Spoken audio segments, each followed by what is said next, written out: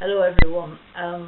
We the local preachers have been asked to express to all of you what Easter actually means to us as individuals, and it's wonderful to be able to take this opportunity to wish you a happy Easter, and I hope that you can celebrate and rejoice in it despite all the things that are going on around us.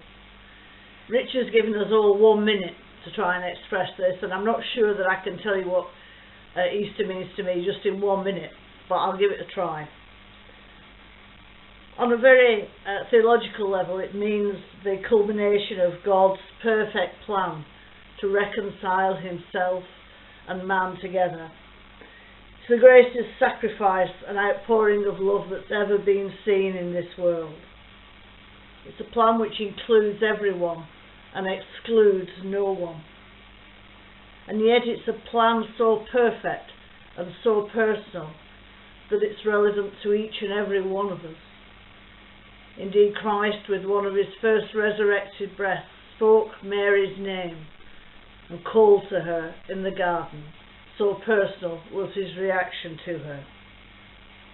For me, as a Christian, it is the blessed assurance of the risen Christ here within me and here for all eternity. He is risen. Hallelujah. Hi everybody, just a few thoughts for Easter. One of my favourite characters in the Easter story is Thomas the Doubter. Often I think he's given a bad press because he doubts. But I think that's just really human. You know, put yourself in that situation where Thomas has met with the other disciples and he's told that they've met Jesus, they've seen him, they've talked with him. This is all in John chapter 20, by the way. And I just think it's so human and honest of Thomas to say, yeah, okay guys, but I don't really believe you. They tell him all about this, but he's steadfast. And he sort of says, well, look, if I can see Jesus, if I can put my hands where the wounds are, give me something tangible that I can refer to and believe in, then fine. But until then, we'll just have to agree to differ. So a few days later, he's meeting with them again in the upper room that's locked. No one can get in. And all of a sudden, Jesus appears and says to them all, peace be with you. Imagine how Thomas must have felt.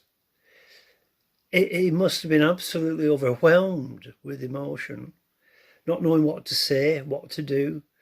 Everybody looking at him saying, see, we told you so.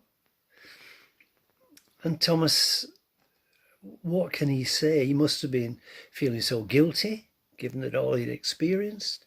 It may be even fearful, wondering what was to come. Very confusing emotions. And then that moment that Jesus turns and speaks directly to Thomas in verse 27. The emotion of that moment must have been electric. What could Thomas say? The proof, the evidence that was standing before him, alive again. Thomas's response? Probably the only one he could think of at the time, and a good one. My Lord and my God. And what did Jesus say to that? Have a look at verse 29.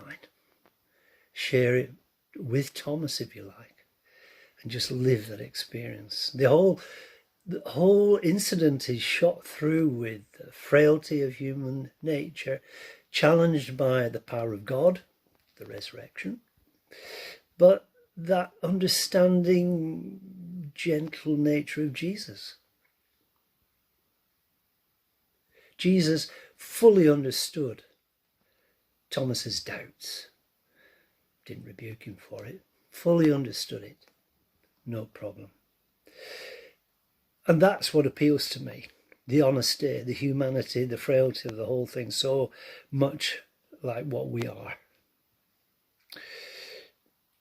So be reassured in these challenging and difficult and uncertain times that Jesus understands us when we doubt, when our faith is shaken, and when our fears overwhelm us.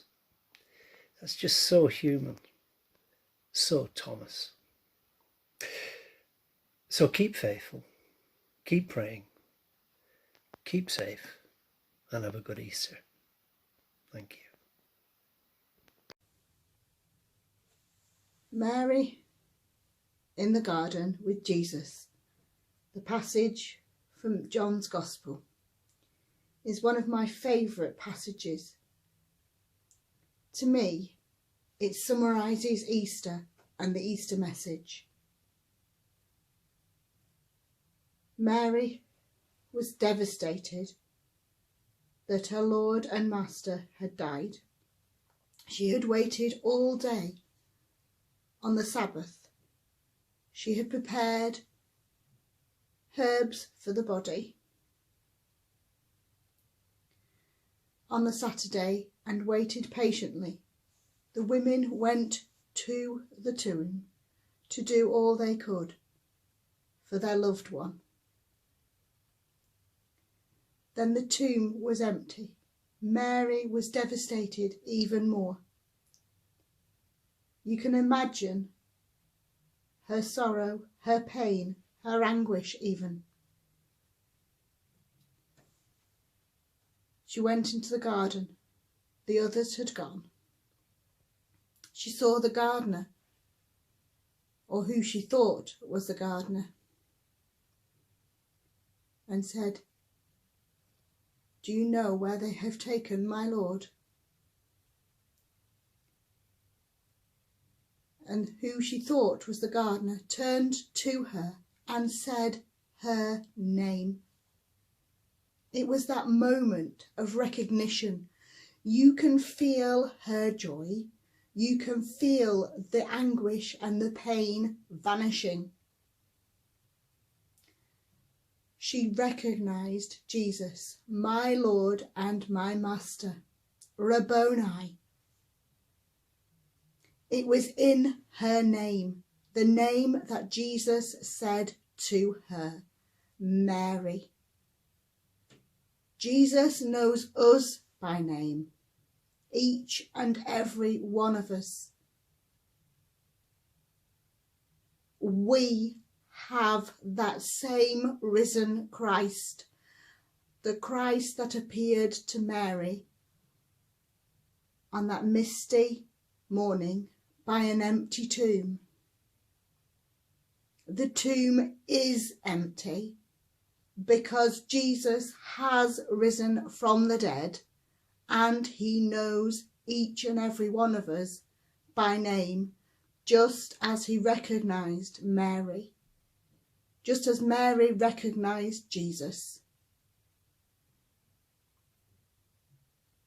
Maybe we should say, Rabboni, teacher, and come to our risen Lord this Easter. Thanks for listening to a bit about what Easter means to me.